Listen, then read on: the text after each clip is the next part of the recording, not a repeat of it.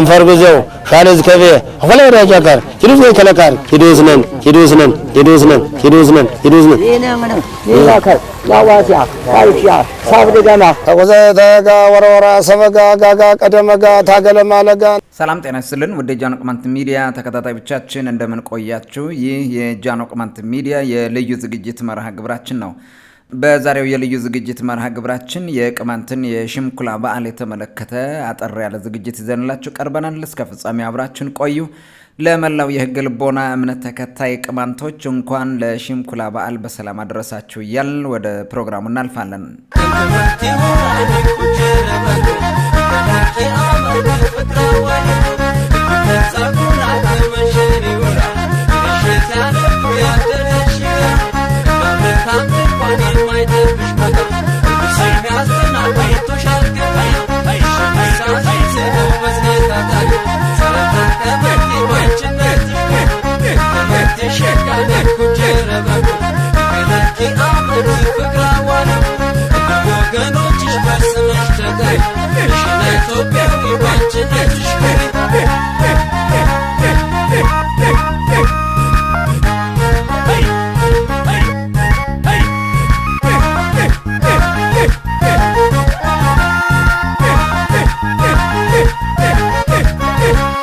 የቅማንት ህዝብ ኢትዮጵያ ውስጥ እንደሚገኙት ኩናማ፣ ሽናሻ፣ ወይጦና ጉምዝ ቀደምት ህዝብ ነው።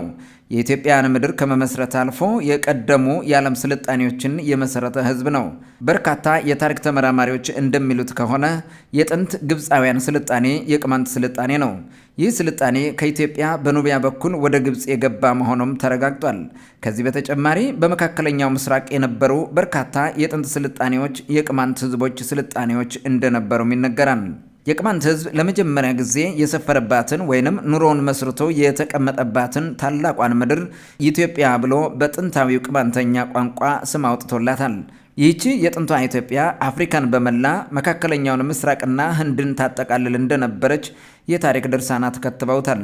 ቀደምት የሰው ልጆች ሃይማኖት ነው ተብሎ የሚታወቀው የሕገ ልቦና አምልኮት ስርዓት የሚከወንበት ቅማንተኛ ዛሬ ድረስ ዘልቀው ለሚታዩ መልክዓ ምድራዊ ገጽታዎች ሳይቀር ስም አውጥቶላቸዋል። ኢትዮጵያ፣ ኑቢያ፣ ሊቢያ፣ ዛምቢያ፣ ናሚቢያ፣ ጋምቢያ፣ አረቢያ፣ ኮሎምቢያ፣ ሰርቢያ ወዘተ የሚባሉ ስሞች በቅማንተኛ እንደተሰየሙ ጥርጥር የለውም። በእነዚህ ስሞች መጨረሻ ላይ ያለው ቢያ የሚለው ቃል ምድር ወይንም ላንድ የሚል ትርጉም አለው። ኑቢያ ስንል የሞፈር ምድር፣ አረቢያ ስንል ደግሞ የእህል ምድር፣ እንዲሁም ሰርቢያ ስንል ቀይ ምድር ማለታችን መሆኑን ቅማንተኛው በሚገባ ያስረዳናል።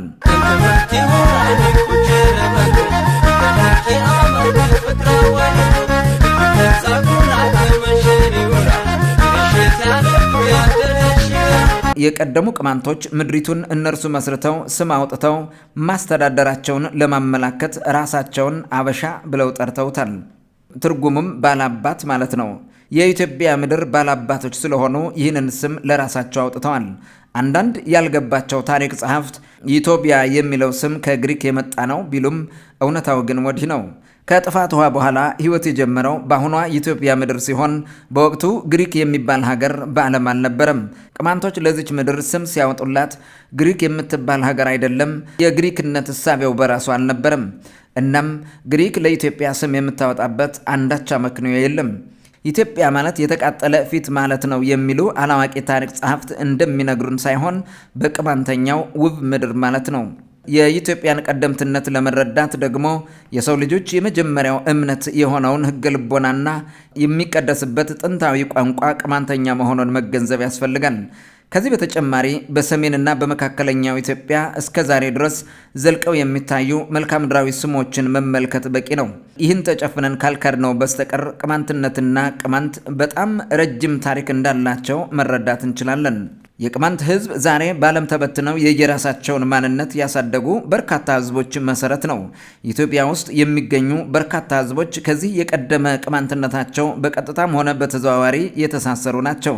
ነገር ግን ቅማንት ላይ ለዘመናት በደረሰበት ጫናና መከራ ምክንያት አሁን በአነስተኛ ቁጥር የሚገኘውን የቅማንት ህዝብ በመመልከት ይህንን እውነታ መረዳት ያቃታቸው ወገኖች ቅማንትን የሆነ ህዝብ ቅርንጫፍ እንደሆነ አድርገው ሲያወሩ እናያቸዋለን።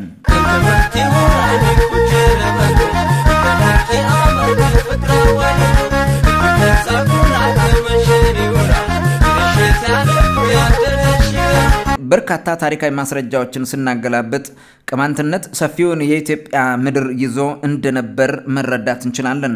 ካርሎ ኮንቲ ሮዚኒ በ1912 ዓ.ም ባሳተመው መጽሐፉ ቅማንቶች ከሸዋ ጋር ትስስር እንዳላቸው ገልጿል።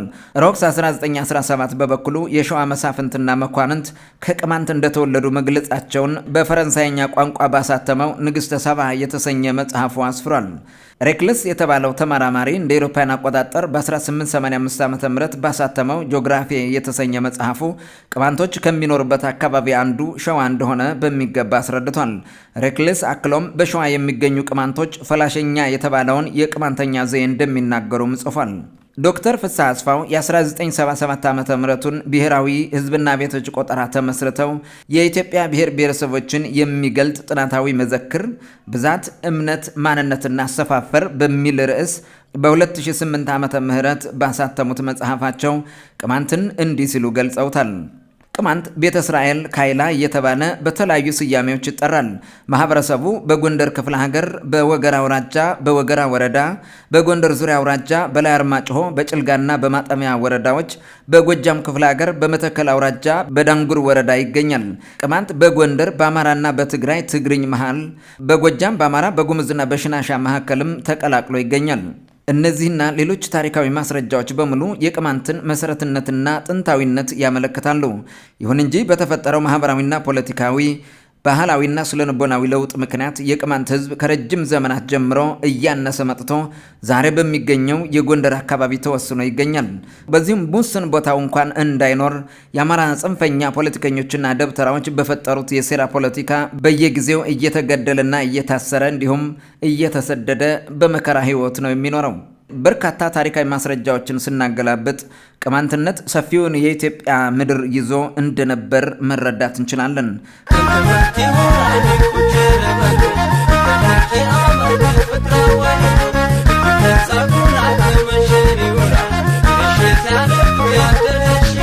የቅማንትን ጥንታዊነት አጉልቶ ከሚያሳዩ ቅማንታዊ እሴቶች መካከል የሕገ ልቦና አምልኮት ስርዓቱ ቀዳሚ ነው። ሕገ ልቦና አዳማዊ ሃይማኖት ሲሆን ምንም አይነት የተጻፈ ሕግ የለውም። የእግዚአብሔር ሕግጋት ሰው ከመሆናችን ህላዌ ጋር ተዋህዶ የሚገኝ ነው ብሎ ያምናል የቅማንት ሕገ ልቦና አስተምሮ። መላእክት የተጻፈ ሕግ ሳይኖራቸው በልቦናቸው ባለው ሕግ ፈጣሪያቸውን ያመልካሉ፣ ያገለግላሉ። የቅማንት ሕገ ልቦናም እንደዚሁ ባለ እምነት ላይ የተመሰረተ ነው። የቅማንት ሕገ ልቦና አምልኮት በውስጡ በርካታ ትውፊቶችን፣ ልምምዶችን፣ በዓላትንና አስተምሮዎችን ያቀፈ ነው። ከነዚህም መካከል የደመራ በዓል፣ የሽምኩላ ስነ ስርዓት፣ የፋዛን በዓል፣ የኢሸንዲው ስነ ስርዓት ወዘተ ይጠቀሳሉ።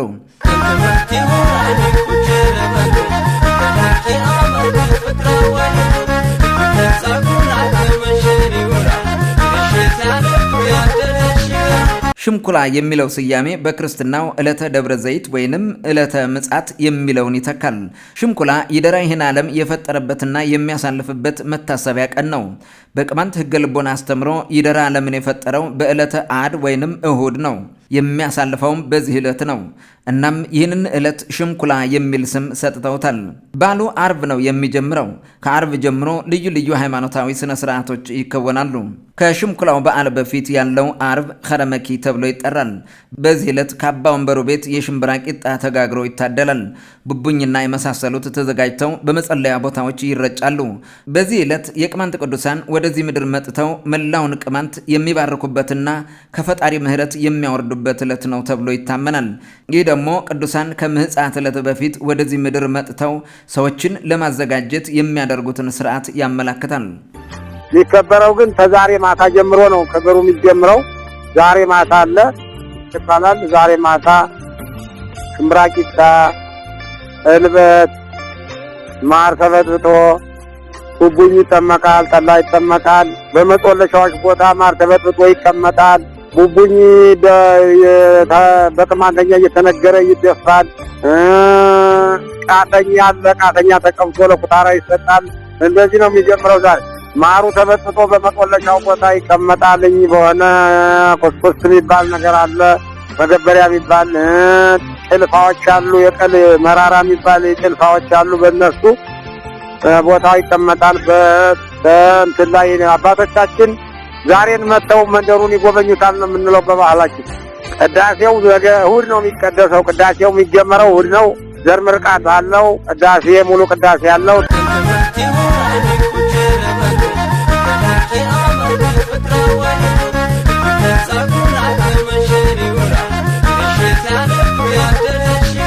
የሽምኩላውን ዕለት አስመልክቶ ሪቻርድ ሲ ጋምስት በ1950ዎቹ ወደ ጭልጋ አቅንቶ ያጠናውን እንዲህ ሲል አቅርቦታል።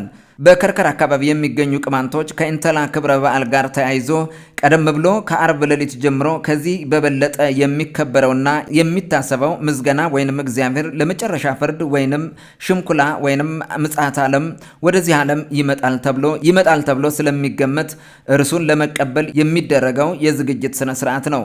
ይህ ሁኔታ ይከሰታል ተብሎ የሚታመነው ደግሞ የኢንተላ ክብረ በዓል በሚከበርበት የደብረ ዘይት ዕለት ነው። በቀደመው ጊዜ በጭልጋ የሚኖሩ ቅማንቶች የሽምኩላን በዓል ብዙም ትኩረት ሰጥተው አያከብሩትም ነበር። በከርከር የኢንተላ በዓል እሁድ ዕለት ከመካሄዱ በፊት አርብ ዕለት ጸሎት በማድረስ መቁንን እየተባለ የሚጠራው የሽምብራ ቂጣ ይበላል። በጭልጋ የሚገኙ ቅማንቶች በምን ምክንያት ይህን ስርዓተ ጸሎት እንደሚያካሂዱት ከጊዜ ቆይታ በኋላ ቢረሱትም የሽምብራ ቂጣ የሚመገቡበት ምክንያት ለምጽአተ ዓለም ወይንም ሽምኩላ ቅድመ ዝግጅት የጾም ስነ ስርዓት ሳይሆን አይቀርም የሚል አስተያየት አለ። ይህ የሽምብራ ቂጣ በዓል አከባበር ስነ ስርዓት የኦሪት እምነት ተከታይ ቅማንቶች ከሚያከብሩት የፋሲካ በዓል ጋር ተመሳሳይነት ስላለው ተአማኝነት አለው ሲሉ ፕሮፌሰር ሪቻርድ ሲ ጋምስት ገልጿል። ይሁን እንጂ ሕገ ልቦናው ከኦሪት በፊት የነበረ ስለሆነ የኦሪት እምነት ተከታዮች ከዚህ የሕገ ልቦና አምልኮትና አስተምሮ ስርዓት በርካታ ነገሮችን እንደወሰዱ መገንዘብ ይቻላል።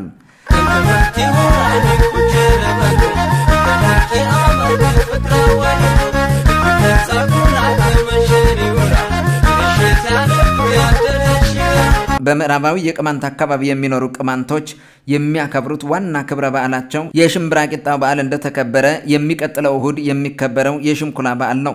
በዚህ ቀን የጭልጋው ወንበር በሚቀጥለው ወራት የእርሻዎችና የሰዎች ልምላሜዎች እንዲታደሱ የበልጉን ወቅት ዓመታዊ ስርዓተ ቅዳሴ ያካሂዳሉ።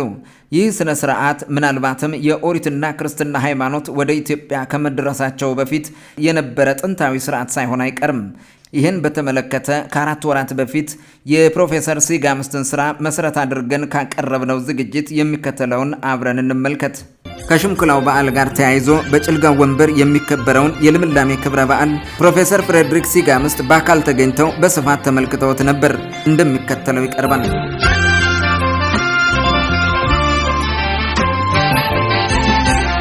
የወንበሩ መንደር በሚገኝበት በጃልሽብ መጋቢት 19 ቀን 1957 ዓ.ም እሁድ ቀን በዕለተ ሽምኩላ ወይም ደብረ ዘይት ዓመታዊ የልምላሜ ክብረ በዓል በሚከበርበት ወቅት የሥነ ሥርዓቱ ተካፋይ ነበርኩ። ለዕለቱ ድግስ የሚሆነውን ምግብ የሚያዘጋጁት ዕድሜያቸው የገፋ ያረጡና በካሳ ሥነ ሥርዓት ያለፉ ሴቶች ወይንም ባቲዋዎች ነበሩ። ዝግጅቱ ከተጠናቀቀ በኋላ በግምት ከረፋዱ 3 ሰዓት አካባቢ 2 ቀሳውስት ጸጥ ብሎ በተቀመጠው ወንበር ፊት ለአንድ ሰዓት ያክል ቆመው ሲቀድሱና ሲጸልዩ ቆዩ። ወጣ ብለው በምድረ ግቢው በርካታ ሕዝብ ተሰብስቦ ለአንድ ሰዓት የሚደረገውን ጸሎትና ቅዳሴ ይከታተል ነበር። ቅዳሴው በሚካሄድበት ወቅት አልፎ አልፎ ሕዝቡ ፊቱን ወደ ምስራቅ በማዞር በግንባሩ በመደፋት ምርት የምትለግሳቸውን መሬት ይስማል። በሌላ ጊዜ ደግሞ ምግብ የሚቀበሉ በሚመስል ሁናቴ ሲንበረከኩ መዳፋቸውን በአንድ ጊዜ ሁሉም ወደ ሰማይ ይዘረጋሉ። ስርዓተ ጸሎቱ ከተፈጸመ በኋላ ወንበሩና ቀሳውስቱ በጃልሽብ ወደሚገኘው መስዋዕት ማቅረቢያ በእግራቸው ሄዱ። እንደተለመደው መስዋዕት የሚደረጉ በጎች ባለመኖራቸው የወንበሩ እናት 6 ነጫጭ ዶሮዎችን እንዲያመጡ በአጠገባቸው ለሚገኙ ልጆች ትእዛዝ ሰጡ። እንዳመጡም የዶሮዎችን እግር ረዳቱ ቄስ እየያዘለት ዋናው ቄስ ሁሉንም ባረካቸው። ከዚያም ዋናውና ረዳቱ ቄስ በትልቅ ሽክና ጠላ ቀድተው ከፊሉን በመሬት ላይ ካለው የዶሮው ደም ላይ ሲያፈሱት፣ ቀሪውን በእጃቸው ላይ በማድረግ ጠጡት። በመጨረሻም ለቀሳውስቱ በተለየ ድስት እንዲሰራላቸው ከእያንዳንዱ ዶሮ የቀኝ ጭን ዋና ቄሱ በመገንጠል ወስዶ ለሚሰሩት ሰጣቸው። ቅማንቶች በበዓላት ምክንያት የሚደረጉ የጸሎትና የመስዋዕት ስነ ስርዓቶች ጾም እንዲፈቱ ሁሉም ትንሽ ትንሽ ምግብ ወይም መክፈልት ይሰጣቸዋል። በዚህም መሰረት ምግቡን ከቀመሱ በኋላ በመጠኑ ሲጠጣና ሲበላ እስከ 9 ሰዓት ቆይቶ ዋናው ግብዣ ቀጠለ። ከዶሮ ወጥ ሳይቀር የተለያየ ወጥና እንጀራ ቀርቦ በጠቅላላው የተንበሸበሸ ግብዣ ተደረገ።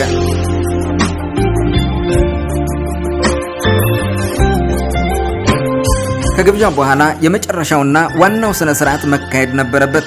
የተለያዩ የእህል ዘሮች በሰፌድ ላይ ተደርገው ወደ አንድ የእርሻ ቦታ ከተወሰዱ በኋላ ህዝቡ ተሰብስቦ ፊቱን ወደ ምስራቅ በማዞር መጸለይና መሬቱን መሳም ቀጠለ። ቄሶቹም በሮቹ ላይ ጸሎት ካደረጉና ከባረኩ በኋላ 2 የእርሻ በሬዎች ተጠምደው ወንበሩ በማሳው ላይ አንድ ሾር ካረሰ በኋላ ከቄሶቹ ጋር ሆነው በተባረከው ሾር ላይ ዘሮቹን በመዝራት የተባረከውን ጠላ ወይንም መስኪ አፈሰሱት። ሳይዘራ የቀረውን የተባረከ ዘር ተሰብስቦ የነበረው ህዝብ ተቃመሰው። ይህ ሥርዓተ ጸሎት ጤናና ልምላሜን እንደሚሰጣቸው ይተማመኑበታል። ስለዚህም ነበር ይህን የተባረከ ዘር የቀመሱ መካን ሴቶች በመጸነሳቸው ወንበሩ ላደረጉላቸው ውለታ ለዚሁ ስነ ስርዓት ልዩ ስጦታ ያበረከቱለት። ውድ ተከታታዮቻችን ይህን የዘር ባርኮት ስነ ስርዓት በተመለከተ በአንድ ወቅት አባ ወንበሩ አማረ ሙሉነህን አነጋግረናቸው ነበር። አብረን እንስማቸው። ሰማዕታ ደግሞ ዘር ምርቃት ይባላል። ዘሮች ወንበሩ ሳይቀድሳቸው ሳይመርቃቸው አይቀሩም ተብሎ ማንም መሬት የሚያበቅለው የእንጨት ፍራፍሬም ሆነ የመሬት የእህል ፍራፍሬዎች የትም ተለቅመው ነገ እሑድ በደብረ ዘይት ይባላል። ዛሬ ማታ ሽመኩላ ይባላል። ደብረ ዘይት ዕለት ማታ ወንበሩ መርቀው ሾር ሻር ሰው ያን ዘር መርቀው በታረሰው በሾሩ ላይ ይቀብሩታል እና ያ ከሆነ በኋላ እንግዲህ ወንበሩ ዘር መርቀዋል። እንግዲህ ወደዚያ ዘር መዘራት አለበት ብሎ ገበሬው ይጀምር ነበር። ጎረቤቱ አካባቢ ጠቅላላ በዛው ግድም በወንበሩ ግድም አካባቢ ያለው ሰው ጥፍሬ ያለ ጥፍሬውን፣ ሰሊጥ ያለ ሰሊጡን፣ ተልባ ያለ ተልባውን፣ ኑግ ያለው ኑጉን፣ ዱባ ፍሬ ያለ ዱባ ምንም መሬት የሚያበቅለውን ዘር በየቤቱ ተለቅሞ ነው የሚሰራው ስራው። እኛ የምናውቀው የራሳቸው በሬ ነው የሚጠመደው፣ የራሳቸው በሬ ነው ሊደገሰው ተራሳቸው ወንበሩ ደጃፍ ነው። ቅዳሴውም ወንበሩም ራሳቸው መሬት ነው የሚያደርጉት። ግን የዛን ቀን እሳቸው ባብለው በሬ ቀደው ዘር መርቀው ተዛኮርም ዘር ያገባሉ። ከዛ በኋላ ወንበሩ ዘር መርቀዋል። ተደብረ ዘይት በኋላ ወንበሩ ዘሩ ተመርቋል ሊላው ተብሎ ለመዝራት ዳጉሳም ይዘራል። እንግዲህ እዛ ወደዛ ዘንጋዳም ይቆፍራል። ምን ይላል ገደገዳው እንደዛ ብሎ ነው የሚጀምረውና ያው ዘሩ ግን የወንበሩ አንድ የቅማንትን ሃይማኖት ለየት የሚያደርገው ለየት አድርጎ ከሁሉም በላይ ለየት አድርጎ የሚያሳየው ዘር መመረቁ ነው። ማንኛውም ቦታ የለም ይሄ ዘር መመረቁ በዚህ በቅማንት ማህበረሰብ ነው የሚገኘው። የሚቀጥለው ቀን ማለትም ሰኞ መጋቢት 20 ቀን 1957 ዓ.ም የረፍት ቀን ሆነ። በዚህ ዕለት ወንበሩና ቀሳውስቱ በአጠገባቸው ወደሚገኘው ቅዱስ ድግና በመሄድ መጪው ጊዜ የተሳካ የእርሻ ወቅት እንዲሆንላቸው ለማረጋገጥ ሥርዓተ ጸሎት ያደርሳሉ። ከዚህ በኋላ የልምላሜው ሥርዓተ ጸሎት የተጠናቀቀ በመሆኑ ዘር መዝራት በቅርብ ይጀምራል። የተደረገው ሥርዓተ ጸሎት የፈሰሰው የመስዋዕት ደም፣ የተባረከው ሾር፣ የተዘራው ዘርና እዚያው ላይ የተረጨው የተቀደሰ ጠላ ወይንም መስኪ ለሚቀጥለው ወቅት መሬት ልምላሜዋን እንድትለግሳቸው ስለሚያደርግ በመተማመናቸው ቅማንቶች የሚገኘው ምርት በእርግጥም ከፍተኛ ይሆናል በማለት መፎክራቸውን አሰምተው የልምላሜ ክብረ በዓሉ ስነ ስርዓት ፍጻሜ ሆነ።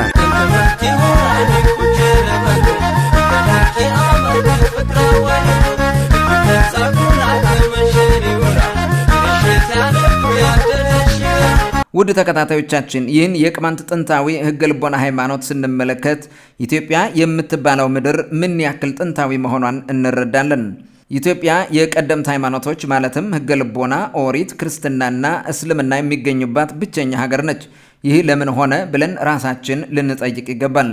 ጥንታዊ የቅማንት ሕዝብ በስነ ልቦናው የአባትነት ስሜት ስላለው የጠባብተኝነትና ብቻዬን ይድላኝ እሳቤና ልምምድ የለውም። ልጆች የፈለጉትን እምነት ቢከተሉ እንኳን ልጅነታቸውን አይክድም። በተቃራኒው ግን ከቅማንትነት ስነ ልቦና የወጡና አዳዲስ ማንነት የለመዱ በርካታ ልጆቹ ለዘመናት በፈጸሙበት ግፍና በደል ቅማንቱ ሲያዝንና ደም ሲያለቅስ ኖሯል። ይሄ ሰይጣናዊ ተግባር ዛሬም በቀደሙ የቅማንት ልጆች እየተከወነ ይገኛል። አባታቸውን ቅማንቱን ለማጥፋት በአዋጅ ሰርዘው በተግባር ሞክረውታል። ዛሬ ድረስ የተለያዩ ስያሜዎችን አባታቸው ላይ እየለጠፉ የጥፋት ሴራ የሚሰሩ ብዙ ናቸው። ምንም እንኳን የእነዚህ ልጆች ክፋት ቢበረታና ቢበዛ መላው የቅማንት ሕዝብ ዳር እስከ ዳር በመንቀሳቀስ የተቀማውን ማንነት በክቡር መስዋዕትነት አስመልሶታል። ነገም አስከብሮት ይዘልቃል።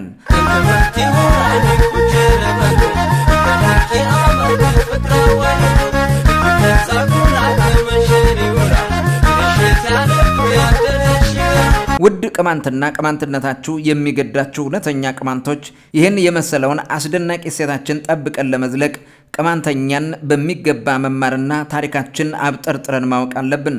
ማንነታቸውን እንደ ኤሳው በድስት ሙሉ ምስር ሸጠው የተዋረዱ ግለሰቦች የሚሰብኩትን ድንቁርና በጽናት ልንታገለው እንግድ ይለናል።